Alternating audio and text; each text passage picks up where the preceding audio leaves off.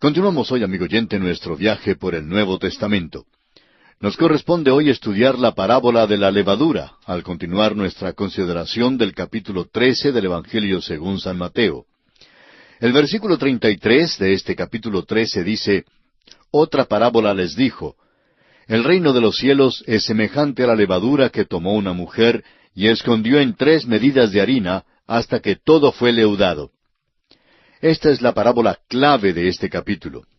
Para clarificación, el Evangelio de Mateo es el libro clave de la Biblia. El capítulo 13 de este Evangelio de San Mateo es el capítulo clave de este Evangelio, y el versículo 33 se puede considerar como el versículo clave de este capítulo 13. Lo que en realidad tenemos aquí es el versículo clave de la Biblia. Este versículo revela la condición de la cristiandad o de la religión organizada hoy en día. La levadura no es el Evangelio, sino un símbolo de la maldad. La levadura nunca significa algo bueno según el simbolismo bíblico. La palabra levadura ocurre alrededor de 98 veces en la Biblia, cerca de 75 veces en el Antiguo Testamento y unas 23 veces en el Nuevo Testamento. Es siempre usada en un sentido malo. Usted, amigo oyente, puede verificarlo en Éxodo 12:15 y Mateo 16:6 y 12. Lightfoot, el gran erudito, escribió: Por lo común los escribas rabínicos usaban levadura como un símbolo de maldad. La levadura, por eso, no es el Evangelio. La harina sí es el Evangelio, la que se hace del grano de trigo y es un cuadro de la palabra de Dios. Una mujer viene y esconde la levadura en la harina. Ahora, esperamos que las damas que nos escuchan nos perdonen, pero la verdad es que la palabra mujer, en el sentido doctrinal en las Escrituras, también es siempre usada como un símbolo de maldad. Por ejemplo, en Apocalipsis 2:20 leemos: Pero tengo unas pocas cosas contra ti, que toleras que esa mujer Jezabel, que se dice profetiza, enseñe y seduzca a mis siervos a fornicar y a comer cosas sacrificadas a los ídolos. Cuando una mujer llega a esa posición, llega a ser un principio de maldad. Aquí en el capítulo 13 del Evangelio según San Mateo, tenemos una mujer escondiendo la levadura en la harina. Si este fuera el Evangelio, entonces, ¿por qué habría de esconderla? El Evangelio debe ser voceado desde las azoteas. Debemos publicar las nuevas alegres. Aquí la mujer se encuentra fuera de lugar, oficial y teológicamente. Esta parábola enseña cómo la maldad y el error habían de trabajar dentro de la cristiandad. La levadura está escondida en la harina, la cual es la palabra de Dios. Hoy en día encontramos que ninguna secta ni ningún ismo ignora la Biblia. Los adoradores del diablo y los devotos de los demonios usan la Biblia. Esconden la levadura en 3 medidas de harina. La levadura es un símbolo de la corrupción. Cuando usted agrega levadura al pan, causa que el pan crezca y el resultado es que tiene buen gusto. Esta es la razón por la cual muchísimas personas hallan un buen gusto en algunas de las sectas falsas. El pan ácimo de la cristiandad no tiene gusto para ellos. Cuando una dama hornea bizcochos, ella agrega la levadura a la masa y luego la pone en la cocina donde pronto comienza a crecer. Ahora, si alguien entra corriendo a la cocina, de seguro que la dama hasta le hace callar. Ella no quiere que sus bizcochos se le aplanen. Cuando los bizcochos llegan a cierta altura, entonces los mete dentro del horno, porque si no los mete en el horno, pues se dañan, y ella tiene entonces una mezcla de algo bastante indeseable. Pero si los mete en el horno, precisamente en el momento debido, y los hornea, salen entonces sabrosísimos. Amigo oyente, la levadura no es el Evangelio. La levadura es un símbolo de la maldad. No nos olvidemos de esto. Leamos ahora los versículos 34 y 35 de Mateo capítulo 13. Todo esto habló Jesús por parábolas a la gente, y sin parábolas no les hablaba, para que se cumpliese lo dicho por el profeta cuando dijo: Abriré en parábolas mi boca, declararé cosas escondidas desde la fundación del mundo. El Señor nos está dando una verdad que es enteramente nueva. Las cosas que ahora revela por parábolas nunca han sido reveladas de esta manera en el Antiguo Testamento. Prosigamos ahora con el versículo 36. Entonces, despedida la gente, entró Jesús en la casa, y acercándose a él sus discípulos le dijeron: Explícanos la parábola de la cizaña del campo. Jesús ha mandado a la multitud a que se aparte y se ha reunido junto con los discípulos. Les va a interpretar la parábola de la cizaña. Ya la hemos repasado, pero vamos a ver con cuánta exactitud la hemos interpretado. Leamos seguidamente los versículos 37 al 40 de Mateo capítulo 13. Respondiendo él les dijo, El que siembra la buena semilla es el Hijo del Hombre. El campo es el mundo. La buena semilla son los hijos del reino, y la cizaña son los hijos del malo. El enemigo que la sembró es el diablo. La siega es el fin del siglo. Y los segadores son los ángeles. De manera que como se arranca la cizaña y se quema en el fuego, así será en el fin de este siglo. Tenemos aquí un cuadro del día de hoy, tan exacto como nos es posible tener. Es un cuadro de la cristiandad hoy en día y no de la iglesia. El Señor sigue revelando nuevas verdades. Ahora, en los versículos 41 al 43, prosigue Jesús explicando esta parábola. Enviará el Hijo del Hombre a sus ángeles, y recogerán de su reino a todos los que sirven de tropiezo y a los que hacen iniquidad, y los echarán en el horno de fuego. Allí será el lloro y el crujir de dientes. Entonces los justos resplandecerán como el sol en el reino de su Padre. El que tiene oídos para oír, oiga. Estas palabras de la Escritura tan duras procedieron de los dulces labios de nuestro maravilloso Señor. Aún durante el milenio habrá maldad, pero será quitada. Consideremos ahora la parábola del tesoro escondido en un campo. El versículo 44 dice, Además, el reino de los cielos es semejante a un tesoro escondido en un campo, el cual un hombre halla y lo esconde de nuevo, y gozoso por ello va y vende todo lo que tiene y compra aquel campo. El tesoro aquí es Israel. El campo es el mundo. El hombre aquí es el Hijo del Hombre, el cual se dio para redimir a la nación de Israel. Usted puede referirse también a Zacarías capítulo 13, versículo 1, donde leemos, En aquel tiempo habrá un manantial abierto para la casa de David y para los habitantes de Jerusalén, para la purificación del pecado y de la inmundicia. Aquí no se trata de un pecador que compra el Evangelio, porque el Evangelio no se esconde en un campo. Israel, sin embargo, está actualmente enterrada en el mundo hoy. Alguien dirá, bueno, Israel es una nación ahora mismo. Eso es verdad, pero solo parcial, porque solo consiste en las tribus del reinado de Judá y aún tiene muchos conflictos. No podrá gozar de la tierra hasta cuando la reciba del mismo Señor Jesucristo. En un diario de aquella tierra que describía cierta convención, salió la foto de cierto científico y detrás de él había un letrero escrito en inglés y hebreo que decía, La ciencia nos dará la paz en esta tierra. Amigo oyente, la ciencia no les dará la paz ni a ellos ni a nadie en toda la tierra. Solo el príncipe de paz puede dar la paz. Israel está enterrada como una nación en todo el mundo. El número más grande de judíos no se encuentra en Israel, sino en Nueva York. Muchos otros están esparcidos en todo el mundo, pero Dios no ha terminado su trato con ellos. Escuche usted lo que Dios dijo por medio del apóstol Pablo en su carta a los Romanos, capítulo 11, versículos 1 y 2. Digo pues, ¿ha desechado Dios a su pueblo?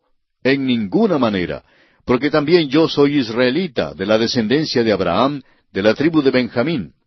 No ha desechado Dios a su pueblo, al cual desde antes conoció. Ahora Pablo creía que el Señor no había acabado con Israel. Zacarías, uno de los últimos escritores del Antiguo Testamento, escribió que vendría un nuevo día para Israel. En el versículo 10 del capítulo 12 de Zacarías leemos, Y derramaré sobre la casa de David y sobre los moradores de Jerusalén espíritu de gracia y de oración, y mirarán a mí, a quien traspasaron, y llorarán como se llora por hijo unigénito, afligiéndose por él como quien se aflige por el primogénito. El profeta Jeremías también habla acerca de lo que Dios piensa hacer con Israel. En Jeremías, capítulo 29, versículo 14, encontramos estas palabras. Y seré hallado por vosotros, dice Jehová, y haré volver vuestra cautividad, y os reuniré de todas las naciones y de todos los lugares a donde os arrojé, dice Jehová, y os haré volver al lugar de donde os hice llevar. Y en el libro de los Salmos, el Salmo 107, versículo 3 dice, Y los ha congregado de las tierras, del oriente y del occidente, del norte y del sur. Este tiempo todavía no ha llegado, Pero cuando Dios reúna a Israel de toda la tierra, ni aun se olvidará de la Pascua, la fiesta religiosa recordada por un tiempo más largo que cualquiera otra en la historia.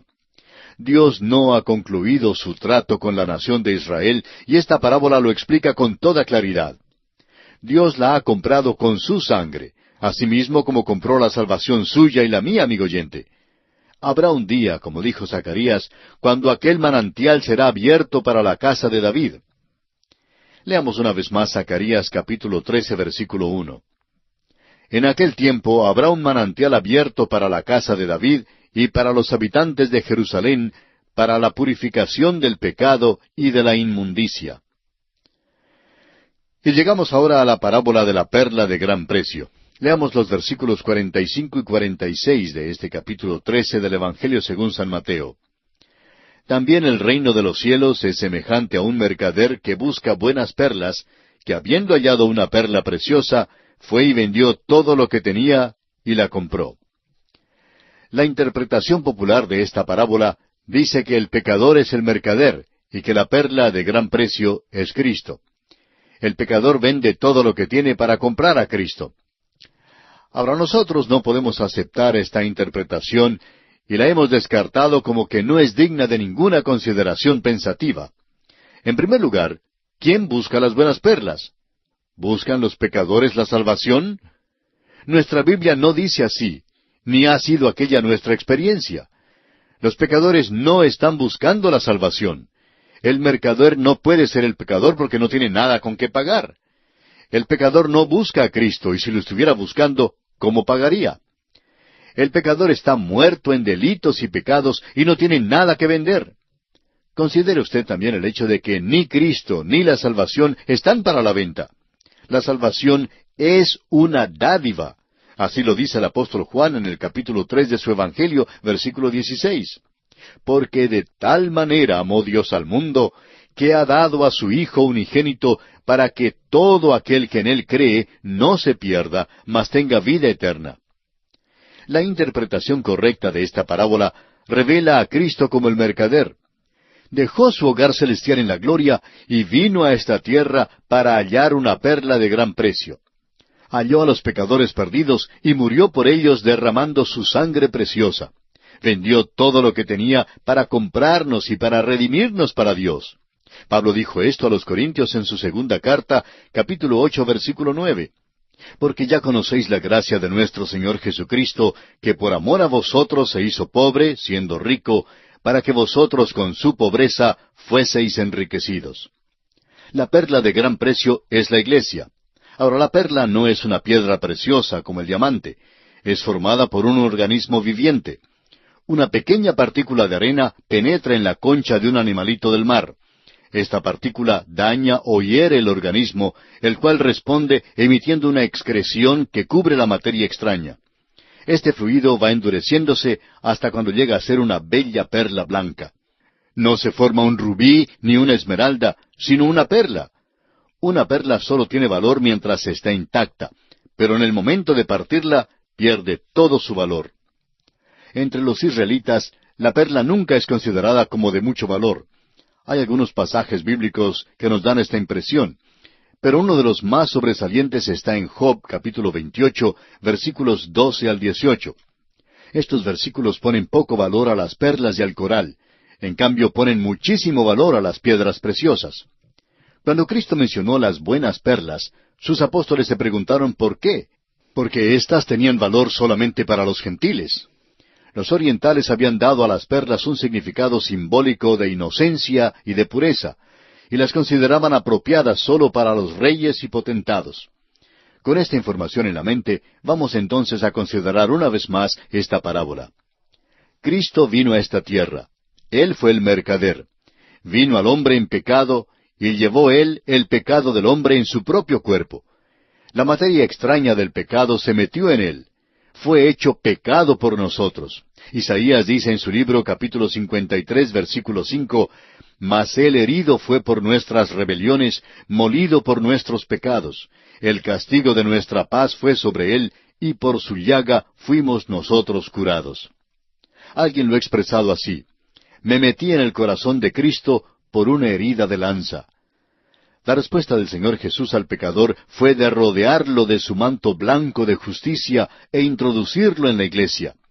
La formación de la perla, la iglesia, es la respuesta del organismo, Cristo, a la materia extraña, el pecado. Cristo nos emblanquece, purifica nuestras impurezas. Así lo declara Pablo en su carta a los Efesios capítulo 2, versículo 10, donde dice, «Porque somos hechura suya, creados en Cristo Jesús para buenas obras, las cuales Dios preparó de antemano para que anduviésemos en ellas». Cristo ve a la iglesia como algún día será presentada a Él sin mancha y sin contaminación. Vendió todo lo que tenía para ganar a la iglesia. Juan, escribiendo su primera epístola en el capítulo 3, versículo 2, dice, «Amados, ahora somos hijos de Dios, y aún no se ha manifestado lo que hemos de ser. Pero sabemos que cuando Él se manifieste, seremos semejantes a Él, porque le veremos tal como Él es». El libro del Apocalipsis nos dice que la Nueva Jerusalén será el hogar de la iglesia. Las puertas que rodean la ciudad serán de perlas. Esto no es ningún accidente, amigo oyente. Cristo es el mercader y pagó todo lo que tuvo para comprar su redención y la mía.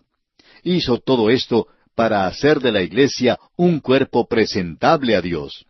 La iglesia es diferente a cualquier otra joya preciosa. Y ahora veamos la parábola de la red echada en el mar. Leamos los versículos 47 al 50 de este capítulo 13 de Mateo. «Asimismo el reino de los cielos es semejante a una red que echada en el mar recoge de toda clase de peces, y una vez llena, la sacan a la orilla, y sentados recogen lo bueno en cestas, y lo malo echan fuera. Así será al fin del siglo. Saldrán los ángeles y apartarán a los malos de entre los justos, y los echarán en el horno de fuego. Allí será el lloro y el crujir de dientes».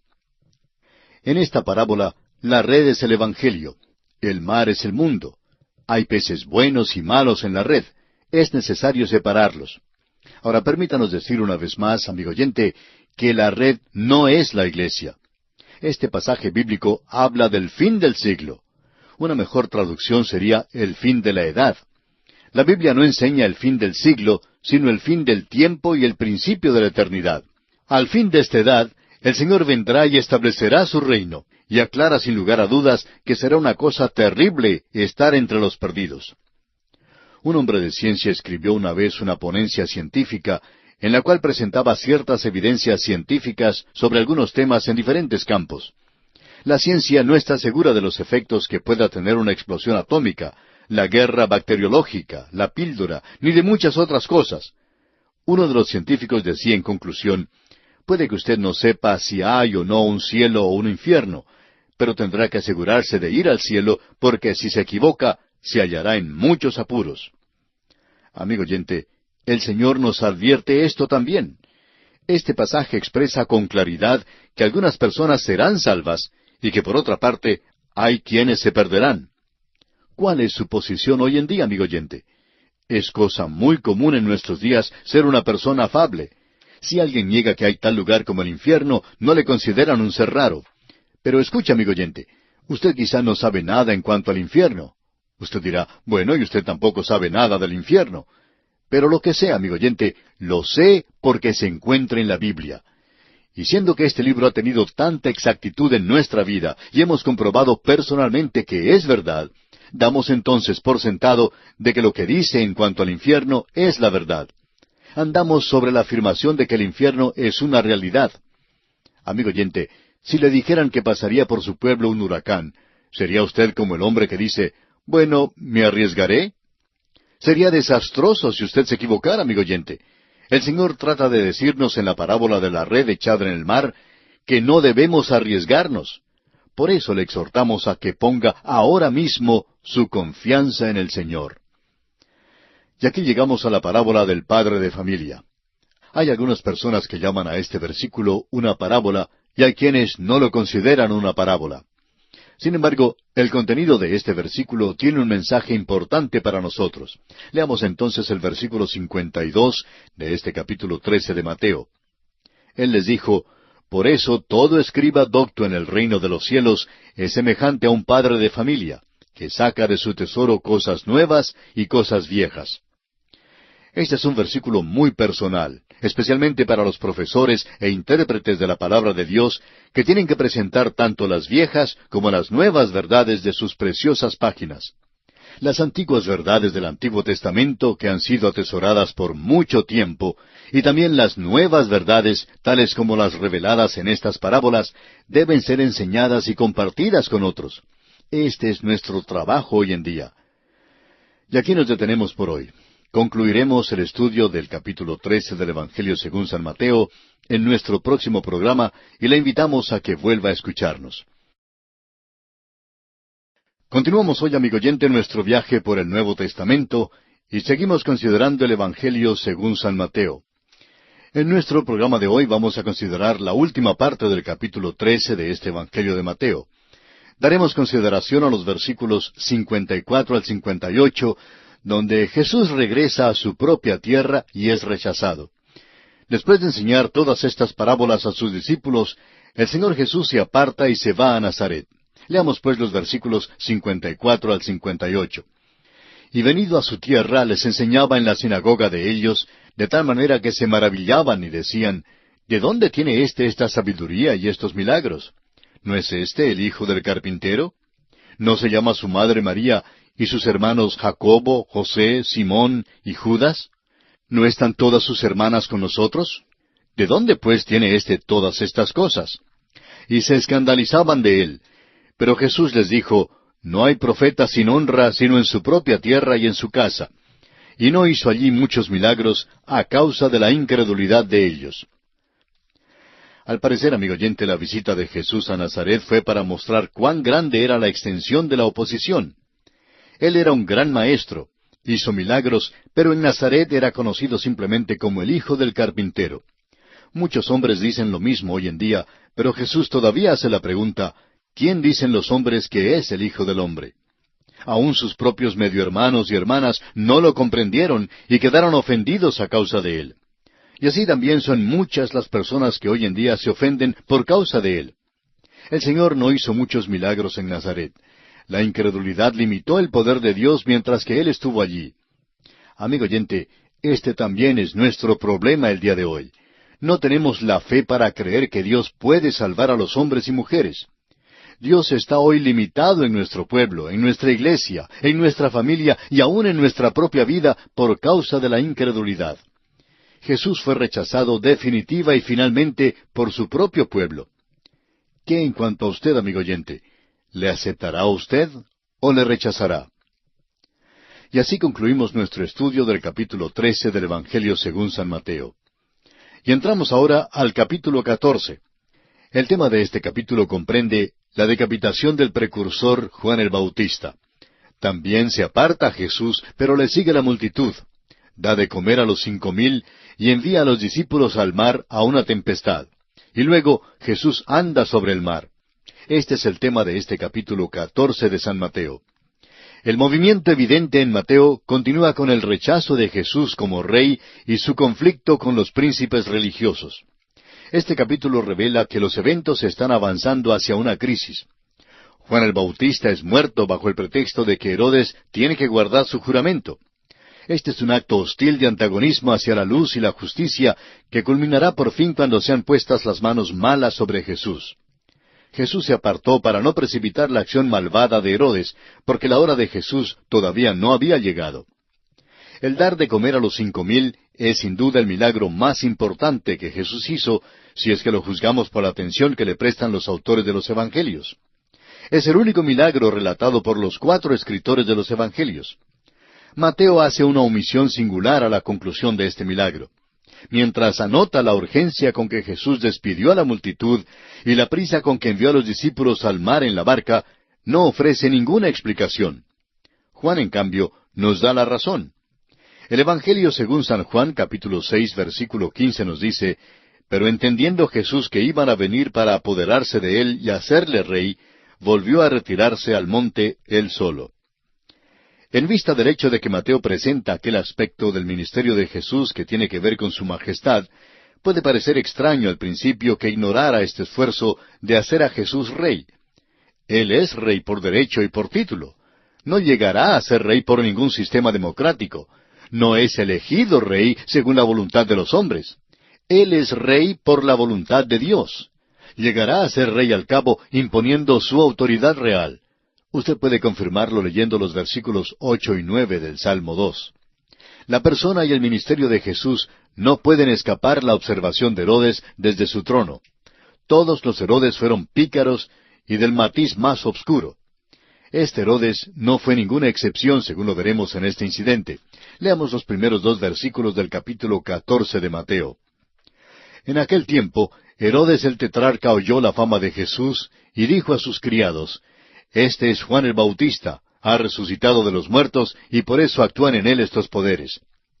Alguien puede leer estos versículos y pensar que parecen ser supersticiosos. Y amigo oyente, es superstición, pero no es la superstición de la Biblia, ni de Jesús, ni de los apóstoles, ni del cristianismo. Esta es la superstición de Herodes, y también la de los hombres y las mujeres ignorantes del día de hoy. Muchas personas hoy en día ordenan sus vidas por un horóscopo, y la misma cosa existía también durante los días de Herodes. Ningún cristiano sincero puede o debe creer en el horóscopo. Los primeros versículos de este capítulo dan una escena retrospectiva de lo que ya había ocurrido.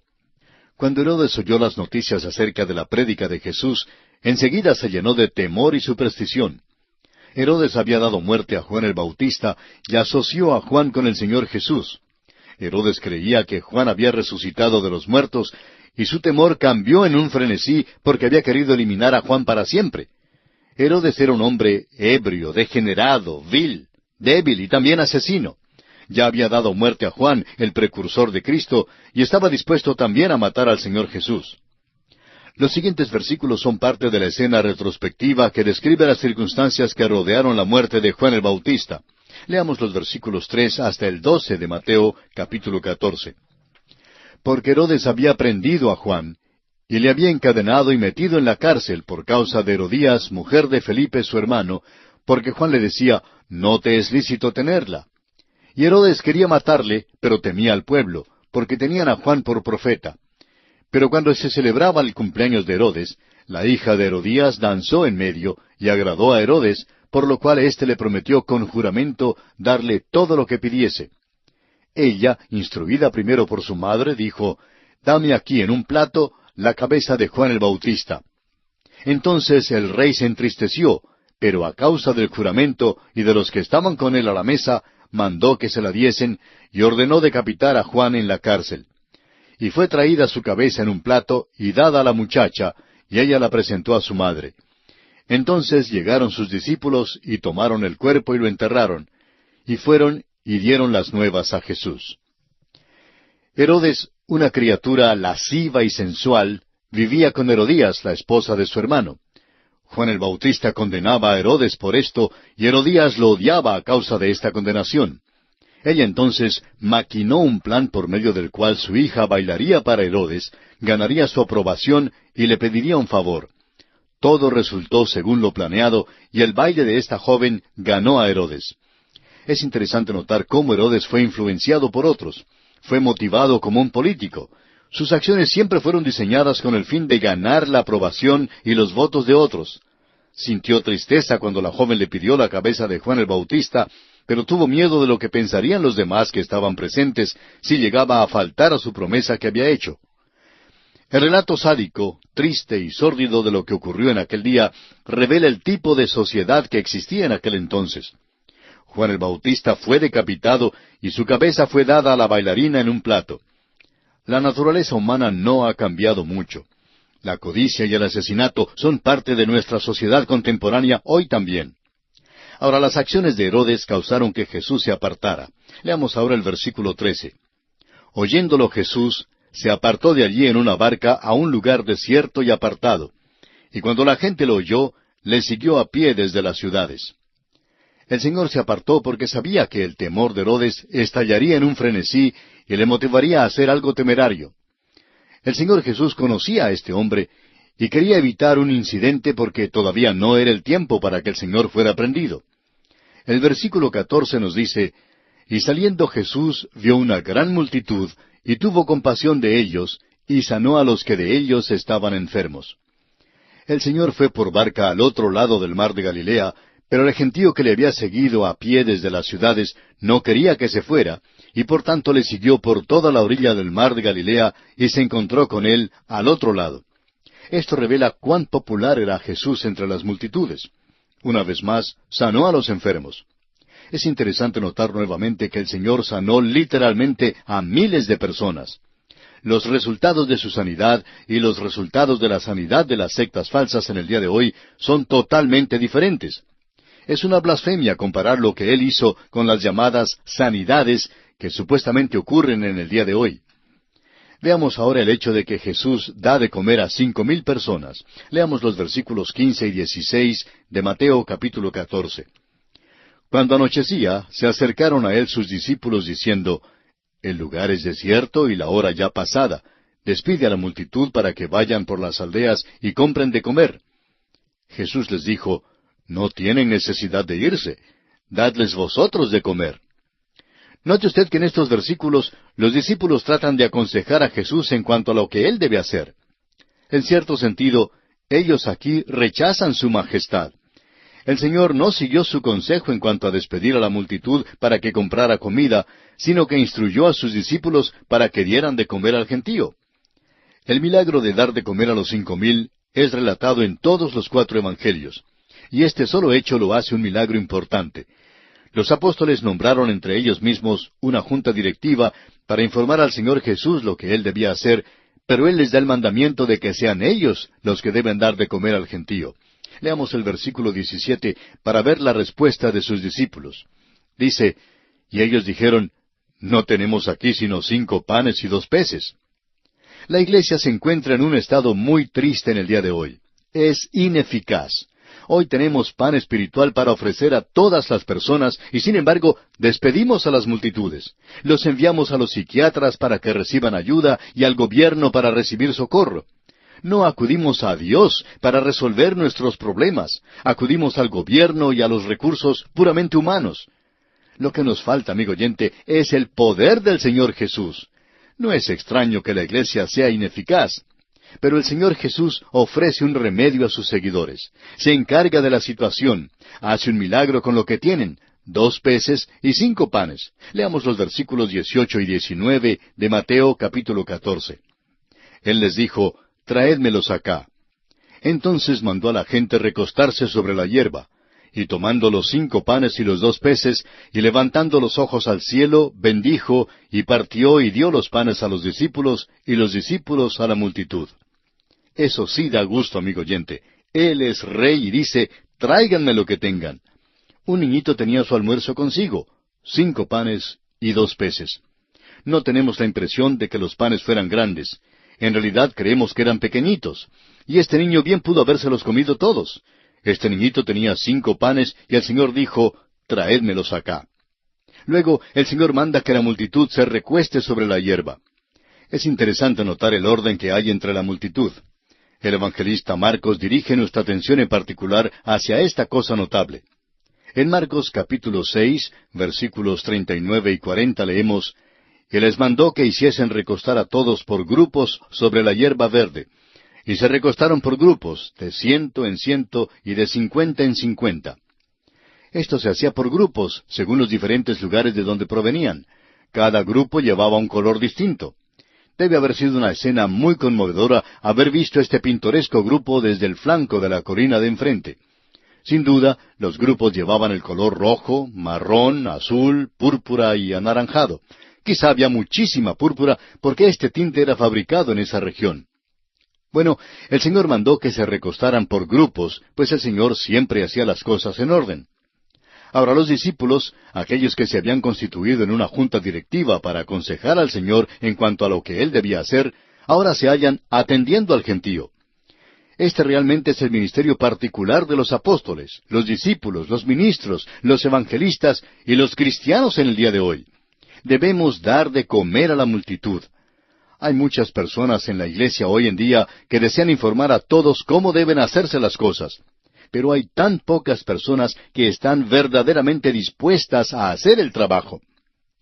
Un predicador dijo en una ocasión, «En la iglesia mía tenemos puros caciques, pero ni un solo indio.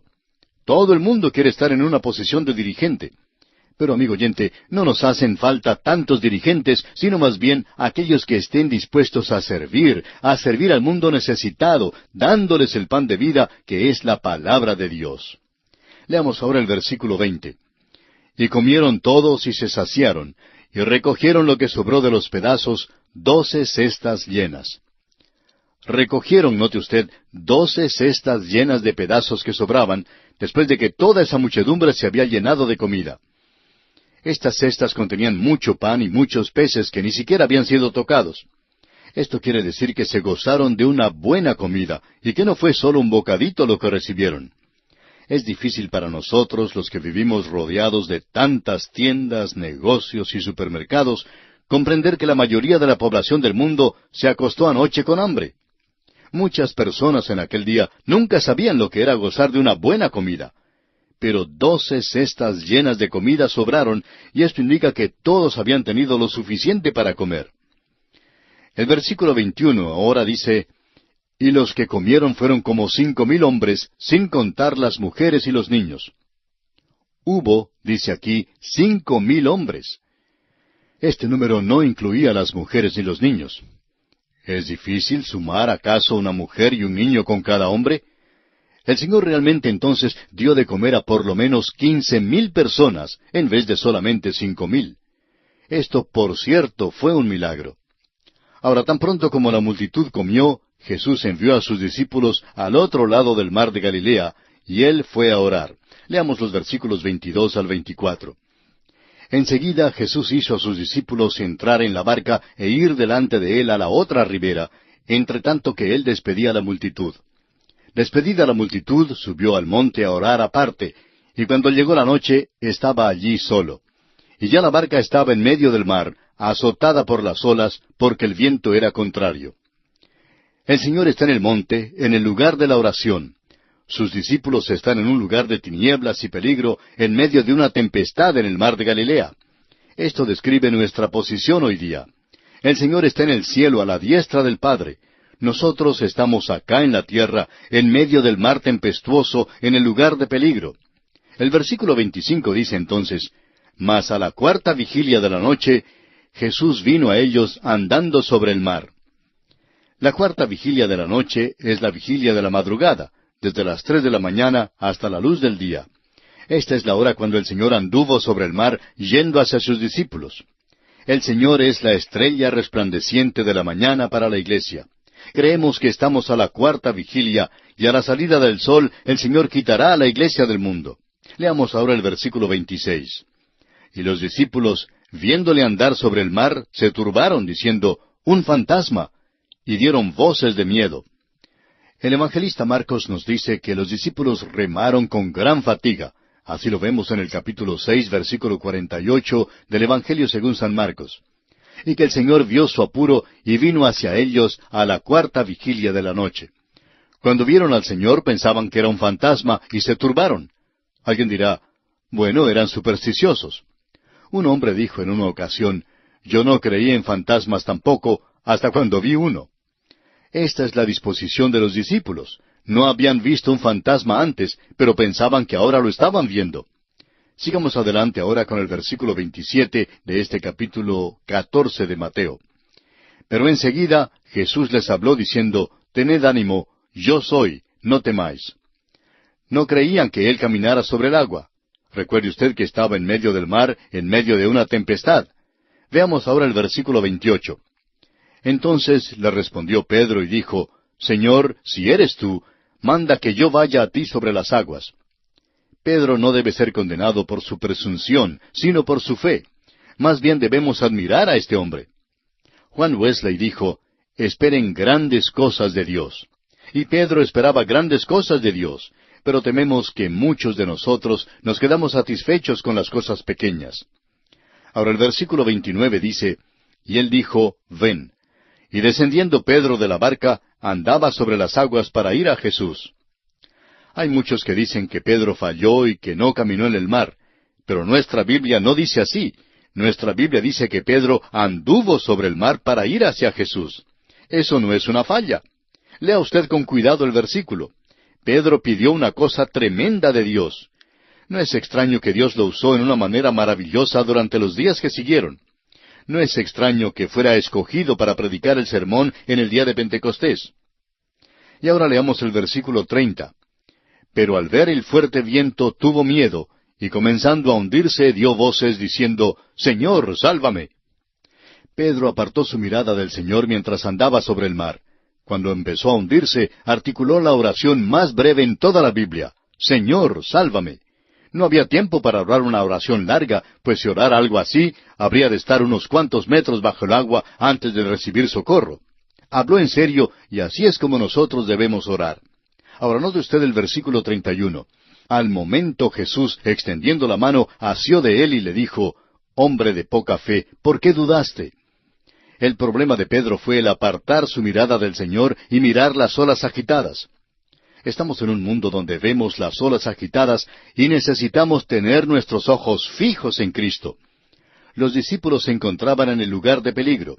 El hecho es que Él no dijo que pasaríamos sin ver la tempestad, ni dijo tampoco que pasaríamos sin ver el puerto. Él lleva a los suyos en medio de la tempestad. Los versículos 32 y 33 de este capítulo 14 de Mateo dicen, Y cuando ellos subieron en la barca, se calmó el viento. Entonces los que estaban en la barca vinieron y le adoraron, diciendo, Verdaderamente eres Hijo de Dios. Y aquí nos detenemos por esta ocasión. Continuamos hoy, amigo oyente, nuestro recorrido por el capítulo 14 del Evangelio según San Mateo. En nuestro programa anterior concluimos con la lectura de los versículos 32 y 33, pero no tuvimos tiempo para comentarlos. Así es que vamos a leer estos versículos otra vez hoy, versículos 32 y 33 de Mateo 14. Y cuando ellos subieron en la barca, se calmó el viento. Entonces los que estaban en la barca vinieron y le adoraron, diciendo, Verdaderamente eres Hijo de Dios. Cuando Jesús subió a bordo, la tempestad se disipó. Aunque el Señor Jesús es rechazado por las autoridades, los suyos le adoran. Y escuche usted su confesión. Verdaderamente eres Hijo de Dios. El Señor hizo este milagro para que los discípulos fueran traídos al lugar de la fe. Pedro debió haber estado bien animado cuando empezó a caminar sobre el agua, pero luego apartó su mirada de Jesús. No queremos criticar a Pedro porque este también ha sido nuestro problema, y quizá haya sido también el suyo, el de apartar la mirada del Señor. Esta es la tragedia de la hora presente. Pero estas cosas fueron hechas para que los discípulos pudieran adorarlo y saber a ciencia cierta que era el Hijo de Dios. Ahora los versículos 34 al 36 dicen, Y terminada la travesía, vinieron a tierra de Genezaret. Cuando le conocieron los hombres de aquel lugar, enviaron noticia por toda aquella tierra alrededor y trajeron a él todos los enfermos, y le rogaban que les dejase tocar solamente el borde de su manto, y todos los que lo tocaron quedaron sanos. Permítame dirigir su atención, amigo oyente, a las multitudes que fueron sanadas en aquel día. Tenemos un relato detallado de solo unas pocas sanidades, pero fueron miles los que fueron sanados en aquella ocasión. Después de la tempestad, Él seguía ministrando a las necesidades de las personas, y Él fue muy popular entre aquellas multitudes. Y así concluye el capítulo 14 del Evangelio según San Mateo. Y ahora en el capítulo 15, Jesús denuncia a los escribas y fariseos, reprocha a sus discípulos, sana a la hija de la mujer sirofenicia y alimenta a 4,000 personas. Este capítulo 15 avanza el ministerio de Jesús al punto de su rompimiento con los príncipes religiosos. Después de su disputa con los príncipes religiosos, parece muy poco probable que jamás pudiera haber una reconciliación. Así lo veremos en los versículos 12 al 14 más adelante. Esta es la primera vez que Jesús ha designado como hipócritas a los escribas y fariseos. El Señor se está moviendo en Mateo y es el movimiento de un rey. Comienza a avanzar hacia la cruz. Leamos los primeros 2 versículos de Mateo, capítulo 15. Entonces se acercaron a Jesús ciertos escribas y fariseos de Jerusalén, diciendo, ¿Por qué tus discípulos quebrantan la tradición de los ancianos? Porque no se lavan las manos cuando comen pan. Jesús ha atraído a los príncipes religiosos de Jerusalén al desierto para que le oigan. La visita de los escribas y los fariseos no era con fines nada amistosos. no le acusaron de violar las Escrituras, sino sus tradiciones que consideraban iguales a las Escrituras. Querían saber por qué los discípulos no se lavaban las manos.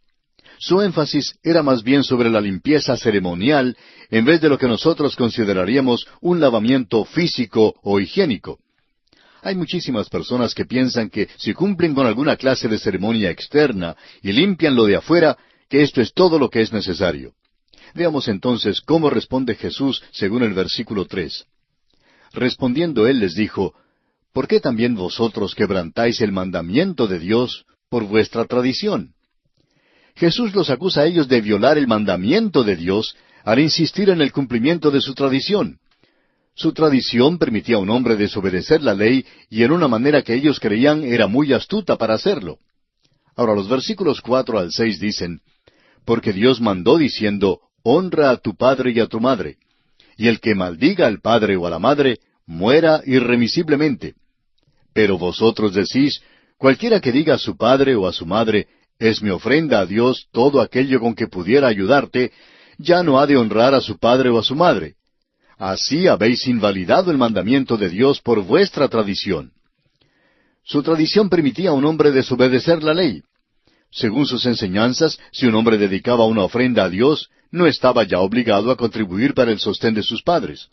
Esto permitía una manera supuestamente piadosa para que un hombre violara la ley mosaica. Todavía creemos que la mejor manera de comprobar si una persona es cristiana o no es por su dinero.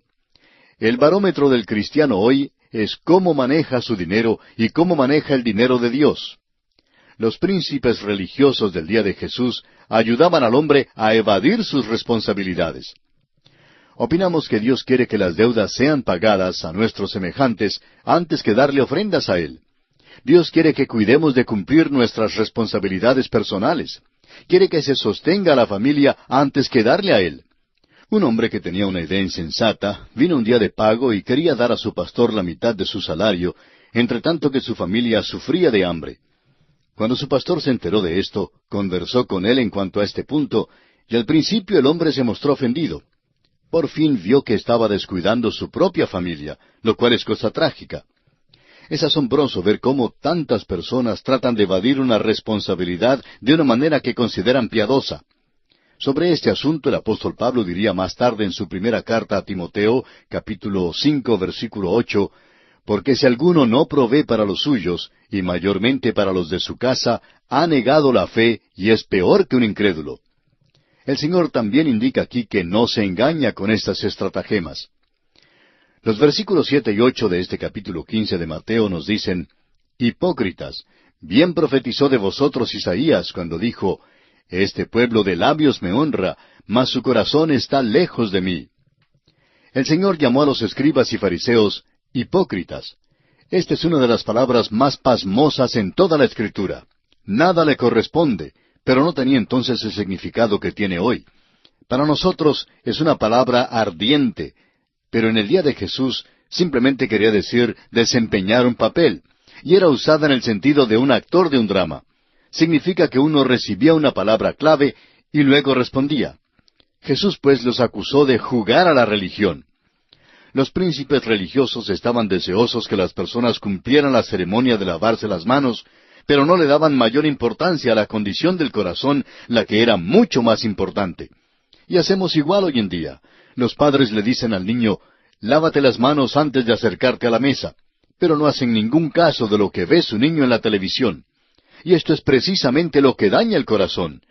Claro que debe lavarse las manos, pero ese no es el fin primordial. Es lo que está por dentro lo que es importante. Ahora el versículo 11 de este capítulo 15 nos dice, no lo que entra en la boca contamina al hombre, mas lo que sale de la boca, esto contamina al hombre. El gran principio que Jesús enseñó es que la contaminación moral no es física, sino espiritual. Ahora el versículo 12 dice, entonces acercándose sus discípulos le dijeron, ¿sabes que los fariseos se ofendieron cuando oyeron esta palabra? Los discípulos quedaron asombrados de que el Señor ofendiera a los fariseos. Hasta entonces había existido un conflicto entre los príncipes religiosos y Jesús, pero este es el punto del rompimiento de sus relaciones. El Señor continúa ahora sus instrucciones a sus discípulos.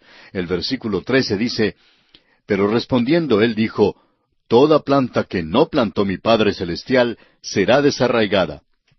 La palabra planta aquí significa sistema. No es demasiado amplio interpretar a Jesús como diciendo, todo sistema religioso que no plantó mi Padre Celestial será desarraigado. El Señor sigue explicando a sus seguidores y en el versículo 14 dice, Dejadlos, son ciegos guías de ciegos, y si el ciego guiare al ciego, ambos caerán en el hoyo. El humor del Señor se manifiesta en este versículo. Si un ciego guía a un ciego, los dos caerán en el hoyo. Esto ciertamente es un sarcasmo cáustico dirigido a los fariseos que eran líderes ciegos. Ahora habla Pedro. Leamos el versículo 15. Respondiendo Pedro le dijo, Explícanos esta parábola. El Señor hasta aquí ha estado hablando por parábolas a los discípulos, pero al parecer ellos no seguían su pensamiento. Continúa pues ayudándoles a entender la lección que trata de enseñarles. Leamos ahora los versículos 16 al 20 de este capítulo 14 de Mateo. Jesús dijo, ¿También vosotros sois aún sin entendimiento?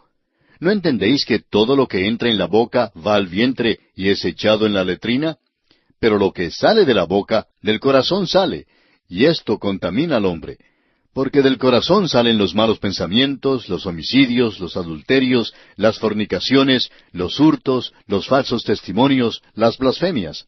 Estas cosas son las que contaminan al hombre, pero el comer con las manos sin lavar no contamina al hombre. Aquí hay un gran principio. No es lo que entra en la boca lo que contamina a un hombre, sino lo que sale de la boca. Lo que está en el pozo del corazón es lo que saldrá tarde o temprano por el grifo de la boca.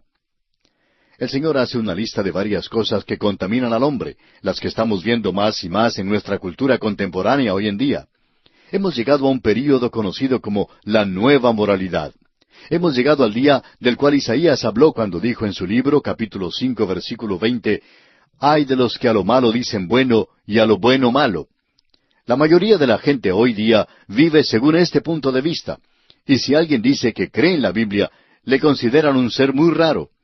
Este es el día de la licencia y el libertinaje, y todas las restricciones han desaparecido. El hombre puede expresar lo que está en su corazón, ¿y qué sale?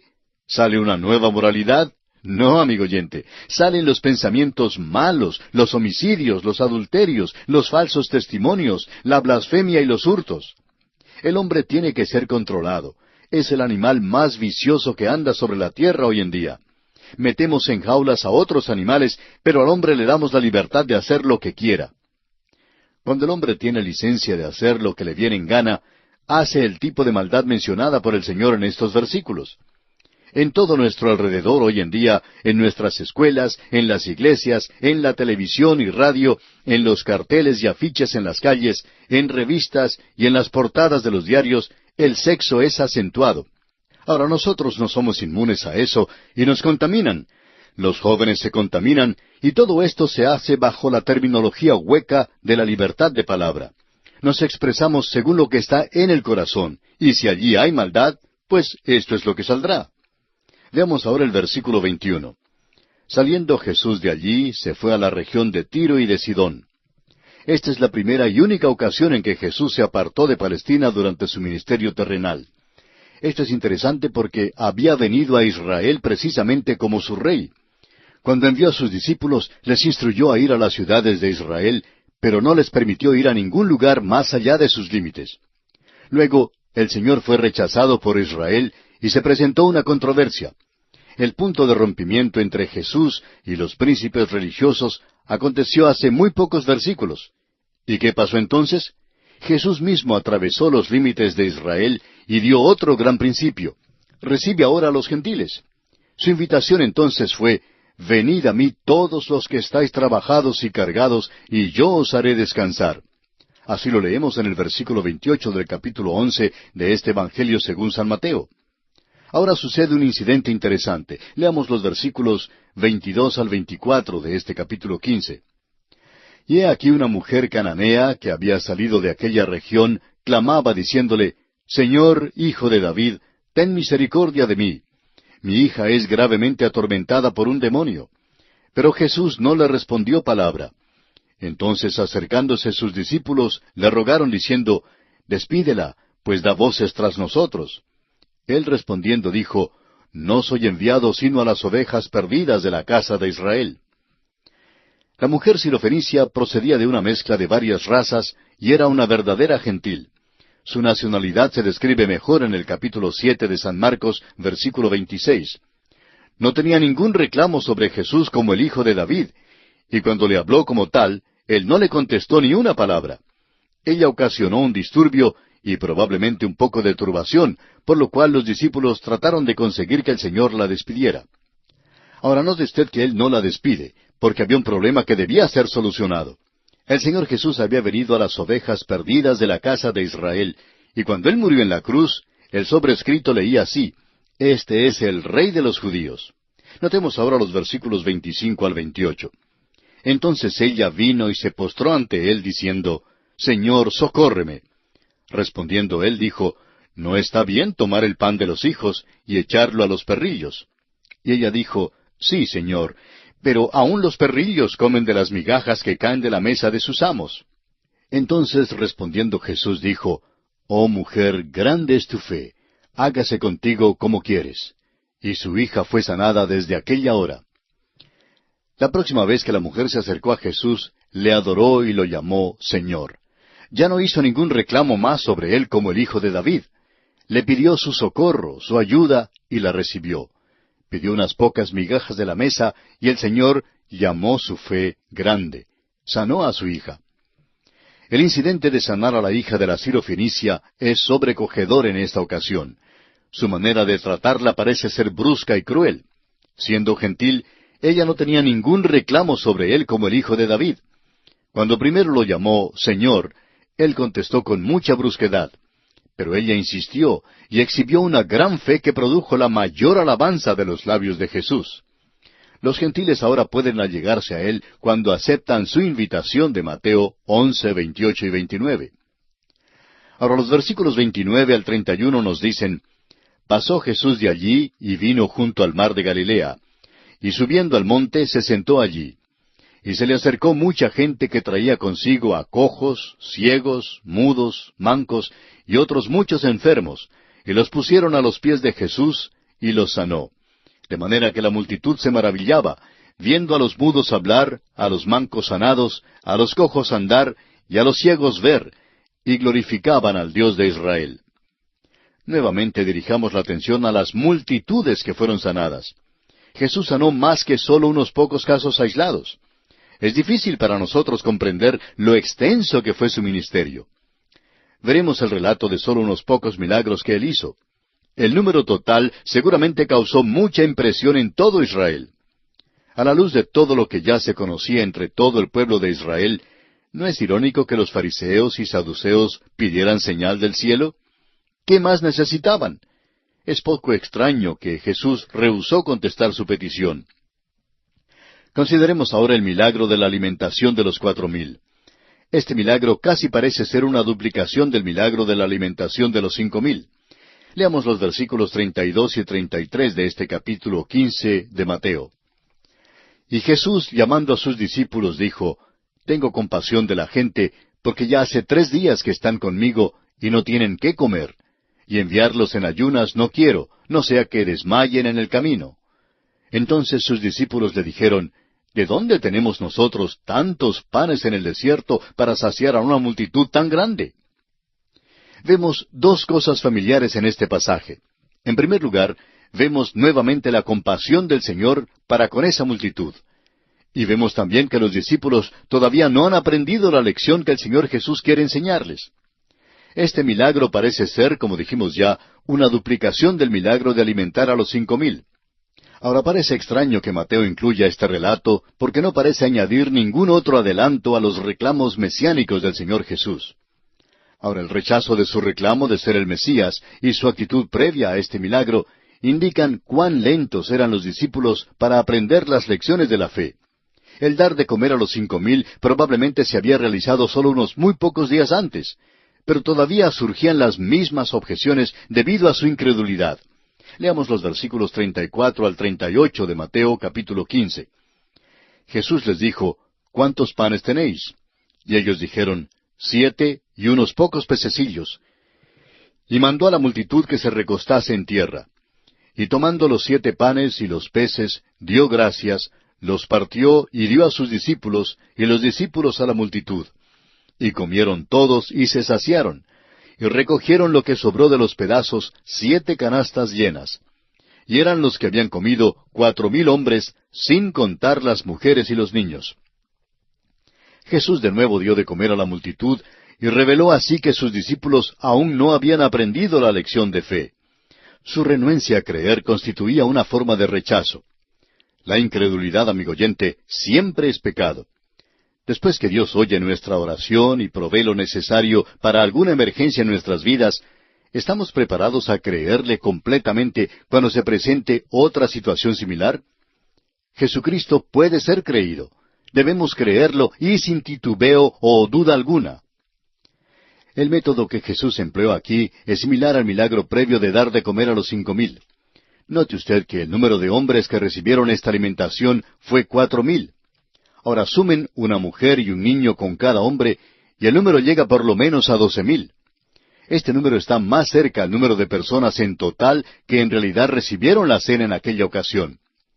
Ahora el versículo 39 y final de este capítulo 15 del Evangelio según San Mateo nos dice: Entonces, despedida la gente, entró en la barca y vino a la región de Magdala. Esta región era parte del territorio que abarcó el ministerio del Señor en Galilea. Magdala era una ciudad que estaba en el mar de Galilea, aunque hoy en día solo quedan sus ruinas. Este capítulo revela que los discípulos del Señor no iban al mismo paso que Él. Eran lentos para creer y comprender. Esto constituyó un estorbo para Jesús. Había llegado al punto del rompimiento con los príncipes religiosos y además tenía ahora un verdadero problema con sus discípulos.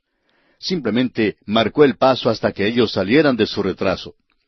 Hoy en día, Él es muy paciente con nosotros también, esperando que salgamos de nuestro atraso, de nuestro letargo. Amigo oyente, tememos que muchos de nosotros estamos muy atrasados en nuestra fe y comprensión. El Señor nos ayude a creer de corazón a Jesús. Y en esta forma concluimos nuestro estudio del capítulo 15 del Evangelio según San Mateo.